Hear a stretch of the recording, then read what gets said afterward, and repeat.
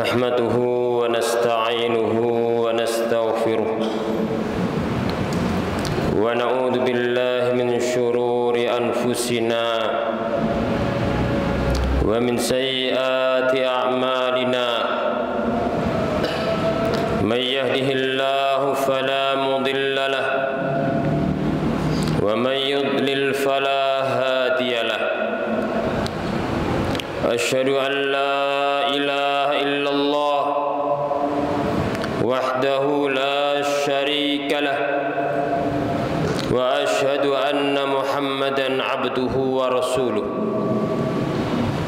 يا أيها الذين آمنوا اتقوا الله حق تقاته ولا تموتن إلا وأنتم مسلمون يا أيها الناس اتقوا ربكم الذي خلقكم من نفس واحدة وخلق منها زوجها وبث منهما رجالا كثيرا ونساء واتقوا الله الذي تساءلون به والأرحام إن الله كان عليكم رقيبا يا أيها الذين آمنوا اتقوا الله وقولوا قولا سديدا يصلح لكم أعمالكم ويغفر لكم ذنوبكم ومن يطع الله ورسوله فقد فاز فوزا عظيما أما بعد فإن أصدق الحديث كتاب الله وخير الهدي هدي محمد صلى الله عليه وسلم وشر الأمور محدثاتها وكل محدثة بدعة وكل بدعة ضلالة وكل ضلالة في النار. Ma'asyiral muslimin, sidang Jum'ah rahimakumullah. Puji syukur kehadirat Allah Subhanahu wa taala atas segala nikmat yang Allah berikan kepada kita. Allah mudahkan kita mendatangi masjid Allah. Allah mudahkan kita beraktivitas. Allah mudahkan kita beramal saleh. Semua itu nikmat Allah yang agung, yang semoga membuahkan nikmat-nikmat yang lainnya dengan kita mensyukurinya, mengikrarkan semua nikmat datangnya dari Allah.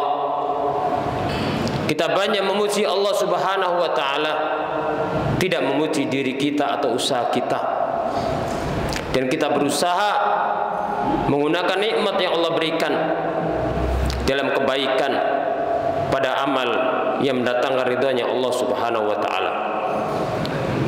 Kedua kalinya salawat dan salam semoga tercurah kepada baginda Nabi kita Muhammad sallallahu alaihi wasallam, kepada keluarganya, semua para sahabatnya dan umatnya yang setia sampai hari kiamat. Ma'asyiral muslimin, sidang Jum'ah rahimakumullah. Usini wa iyyakum bittaqwallah faqad fazal muttaqun. Wasiat Allah yang Allah wasiatkan kepada umat-umat terdahulu maupun umat terakhir sampai hari kiamat adalah wasiat ketakwaan. Walaqad wassayna alladziina utul kitaba min qablikum wa iyyakum an ittaqullah. Dan sungguh telah kami wasiatkan kepada kalian dan orang-orang sebelum kalian agar bertakwa kepada Allah Subhanahu wa taala. Termasuk dalam menjalankan salat Jumat, kita wujudkan ketakwaan. Kita dengarkan khutbah, tidak boleh berbicara saat ada khotib menyampaikan khutbahnya. Karena baginda Nabi sallallahu alaihi wasallam bersabda, "Man qala li akhihi ansit faqad lagha." Siapa yang mengatakan kepada tetangganya, diamlah kamu, padahal ini melarang orang bicara. Lalu bagaimana apabila saat ada khutbah kemudian berbicara? Beliau mengatakan faqad lagha, orang tersebut telah berbuat sia-sia. Maka kita jaga sholat Jumat kita agar mendapatkan pahala dari Allah Subhanahu wa taala dan tidak sia-sia amal kita. Ma'asyiral muslimin rahimakumullah. Manusia dalam hidupnya pasti dia menjadikan seseorang tertentu akan menjadi bagian daripada contoh dalam hidupnya. Kecenderungan manusia untuk mencontoh itu ada. Oleh karena itu Allah berikan kepada kita suatu nikmat dengan mengutus seorang Rasul yang sempurna, yang maksum, yang terjaga dari kesalahan, agar kita menjadikannya sebagai qudwah.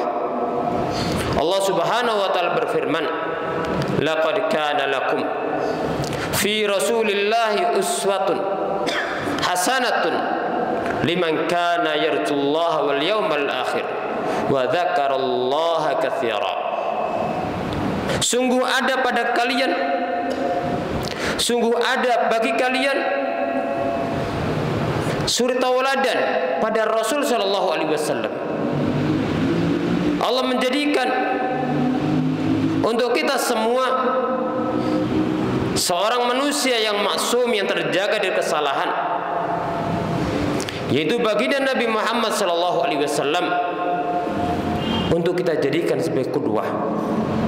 Sempurna pada akidahnya, maka kita diperintahkan untuk menjadikannya sebagai qudwah dalam berakidah, dalam keimanan, dalam bertauhid. Beliau sallallahu alaihi wasallam sempurna dalam ibadahnya, maka kita diperintahkan untuk mencontoh beliau dalam beribadah. Apabila beliau sallallahu alaihi wasallam menjelaskan suatu cara dalam ibadah, maka cara ibadah kita sesuaikan dengan cara beliau sallallahu alaihi wasallam. Apabila menjelaskan pada suatu ibadah tentang waktunya, maka kita menyesuaikan ibadah kita dengan waktu yang telah dijelaskan baginda Nabi sallallahu alaihi wasallam. Salat ada waktunya, puasa ada waktunya, zakat ada waktunya, haji ada waktunya. Maka kita menyesuaikan ibadah kita dengan waktu yang dijelaskan baginda Nabi sallallahu alaihi wasallam, dan tidak mengkhususkan suatu waktu tertentu untuk amal tertentu kecuali apabila telah dikhususkan baginda Nabi Muhammad sallallahu alaihi wasallam. Begitu pula ketika beliau sallallahu alaihi wasallam telah menjelaskan tempat suatu amal, maka kita menyesuaikan ibadah kita dengan tempat yang dijelaskan dan diajarkan baginda Nabi sallallahu alaihi wasallam. Baginda Nabi sallallahu alaihi wasallam menjelaskan, begitu pula dalam Al-Quran dijelaskan bahwa salat Jum'ah tempatnya di masjid. Begitu pula ketika i'tikaf tempatnya di masjid. Ketika haji, umrah tempatnya di Makkah. Maka seorang muslim menyesuaikan dengan waktu dan tempat yang diajarkan baginda Nabi sallallahu alaihi wasallam. Itu bagian daripada mutaba'ah, kesempurnaan seorang muslim dengan mencontoh syariat Nabi sallallahu alaihi wasallam. Begitu pula ketika suatu ibadah dijelaskan tentang caranya, tentang bilangannya, maka seorang muslim menyesuaikan dengan bilangan yang diajarkan baginda Nabi sallallahu alaihi wasallam. Berkaitan dengan bilangan salat, rakaat salat, jumlah tawaf, jumlah sa'i. Begitu pula ibadah-ibadah yang lainnya yang dijelaskan jumlahnya oleh baginda Nabi sallallahu alaihi wasallam. Maka seorang muslim dalam berqudwah adalah menyesuaikan dengan jumlah bilangan yang diajarkan baginda Nabi sallallahu alaihi wasallam. Apabila menambahnya, maka dia berbuat berlebih-lebihan, melampaui baginda Nabi sallallahu alaihi wasallam. Apabila mengurangi, maka telah menyia-nyiakan syariat tuntunan baginda Nabi sallallahu alaihi wasallam. Begitu pula ketika dalam ibadah dijelaskan jenisnya oleh baginda Nabi sallallahu alaihi wasallam, Ibadah kurban ada jenisnya.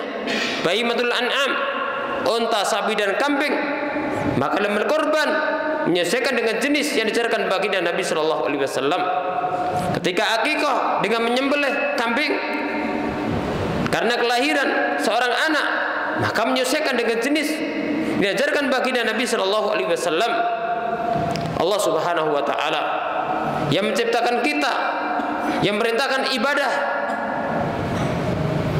maka Allah tahu bagaimana cara ibadah yang sempurna.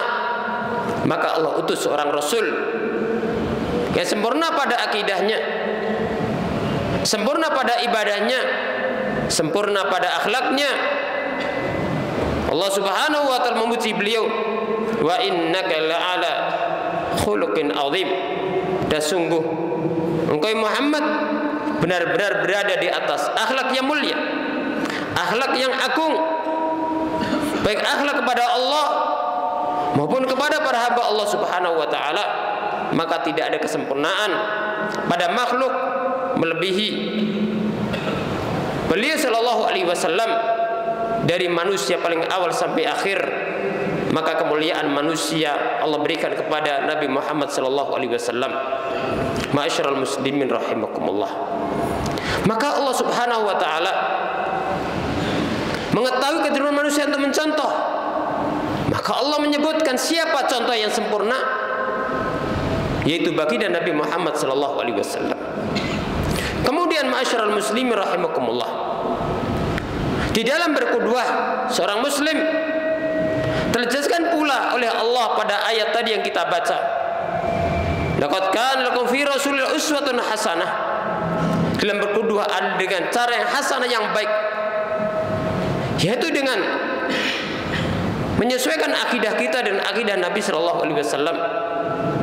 Perintahnya kita berusaha menjalankannya, larangannya kita berusaha menjauhinya, berita-beritanya kita imani, dan ibadah kepada Allah berdasarkan tuntunan Nabi Muhammad Sallallahu Alaihi Wasallam.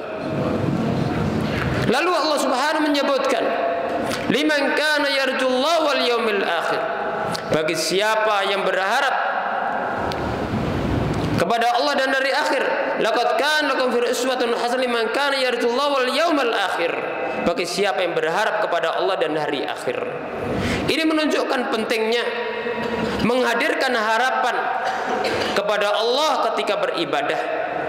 Di samping seorang hamba menghadirkan rasa takut agar seimbang dengan adanya rasa harap, hati yang tergerak untuk mengamalkan amal-amal saleh. Dengan adanya rasa takut, seorang berusaha akan mengerem dari larangan-larangan Allah Subhanahu Wa Taala. Kemudian iman kepada hari akhir yang menjadikan pula pendorong seorang untuk berbuat baik. Seorang muslim, seorang manusia, ketika dia beriman kepada Allah, iman kepada hari akhir, maka hatinya tergerak untuk kebaikan.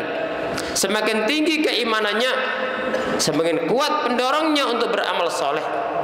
Semakin berkurang apabila seorang jahid, seorang itu mengingkari hari akhir, maka orang itu tidak akan beramal amal yang soleh. Oleh karena itu Allah Subhanahu Wa Taala seringkali mengkaitkan antara amal soleh dengan iman kepada Allah dan iman kepada hari akhir. Di antaranya firman Allah Subhanahu Wa Taala, innama ya'muru masajidallah man amana billahi wal yaumil akhir. Sesungguhnya hanyalah orang yang beriman kepada Allah dan hari akhir yang makmurkan masjid Allah, yang menegakkan salat, menunaikan zakat, dan tidak takut kecuali aja kepada Allah. Ketika Allah menyebutkan amal-amal mulia, memakmurkan masjid, menegakkan salat, menunaikan zakat, dan takut kepada Allah semata, maka dasar dan pondasinya adalah iman kepada Allah dan hari akhir. Begitu pula baginda Nabi Shallallahu Alaihi Wasallam mengkaitkan antara amal soleh dengan iman kepada Allah dan hari akhir. Man kana yu'minu billahi wal yawmil akhir falyakul khairan la yasmut. Siapa beriman kepada Allah dan hari akhir, maka hendaknya dia berbicara yang baik atau diam. Man kana yu'minu billahi wal yawmil akhir falyukrim jarahu. Barang siapa yang iman kepada Allah dan iman kepada hari akhir, hendaknya dimuliakan tetangganya. Wa man kana yu'minu billahi wal yawmil akhir falyukrim dhaifahu. Barang siapa iman kepada Allah dan hari akhir, maka hendaknya dia memuliakan tamunya. Maka Allah menyebutkan amal-amal mulia, sumber utamanya adalah iman kepada Allah dan iman kepada hari akhir. Apabila seorang iman kepada Allah dan hari akhir, maka dia mengimani semua yang Allah wajibkan untuk diimaninya dan akan mengerjakan perintah-perintah Allah Subhanahu wa taala. Karena dia yakin di sana ada kebaikan, balasan. Begitu pula ada balasan keburukan bagi orang-orang ahli maksiat. Masyarul muslimin rahimakumullah. Kemudian Allah menyebutkan amal mulia berikutnya, wa dzakarallaha katsira, dan banyak zikir kepada Allah Subhanahu wa taala. Masyarul muslimin rahimakumullah. Mudah-mudahan Allah Subhanahu wa taala menjadikan kita orang-orang yang bisa berqudwah kepada baginda Nabi Muhammad sallallahu alaihi wasallam. Menjadi orang-orang yang beriman, berharap kepada Allah dan hari akhir, dan mendapatkan balasan yang baik dari Allah dan mendapatkan balasan kebaikan pada hari akhir. Dan semoga kita termasuk orang-orang yang banyak ingat zikir kepada Allah Subhanahu wa taala. Aku qouli hadza wa astaghfirullah li wa lakum.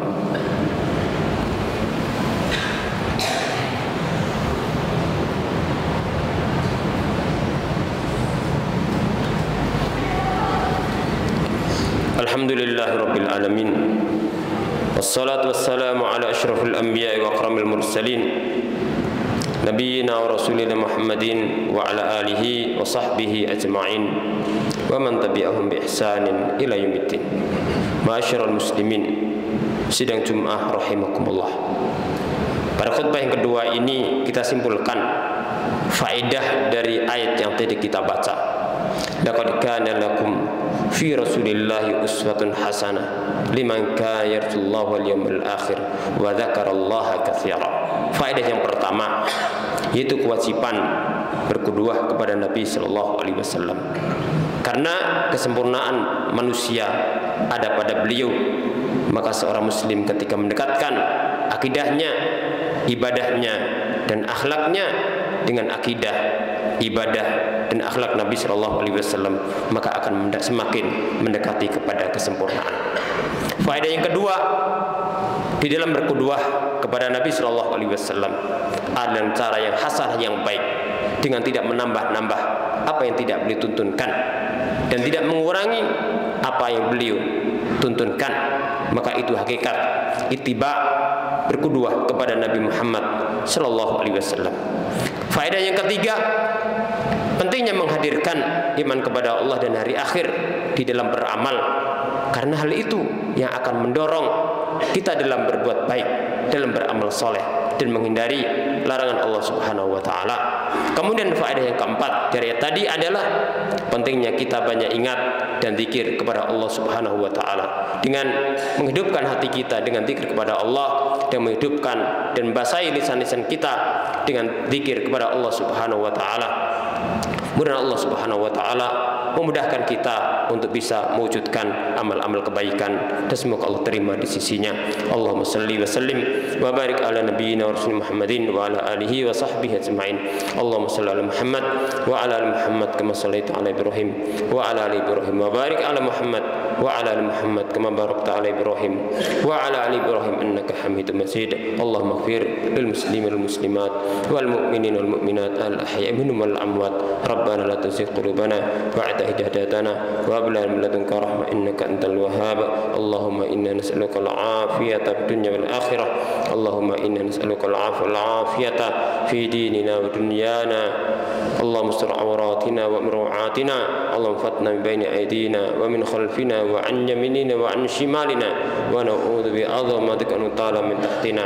Allahumma nas'aluka al-'afwa wal 'afiyah was sihhata was salamah fid dunya wal akhirah. Ya muqallibal qulub tsabbit qulubana ala dinik, ya musarrifal qulub sarif qulubana ila ta'atik. Allahumma yassir umurana wa umur muslimin. Allahumma yassir umurana wa umur muslimin. Allahumma yassir umurana wa umur muslimin. Allahumma yassir islam wal muslimin. Allahumma yassir islam wal muslimin wa asma kalimatahum al haqq ya rabbal alamin. Allahumma ij'al wulatana khiyarana. Allahumma ij'al wulatana khiyarana. Allahumma ij'al wulatana khiyarana. Allahumma a'inna ala dzikrika wa syukrika wa husni ibadatik. Allahumma a'inna ala dzikrika wa syukrika wa husni ibadatik. Allahumma a'inna ala dzikrika wa syukrika wa husni ibadatik. Rabbana atina fid dunya hasanah wa fil akhirati hasanah wa qina adzabannar. Wa sallallahu wasallama wa baraka ala Muhammadin wa ala alihi wa sahbihi ajma'in. Wa akhiru da'wana alhamdulillahi rabbil alamin.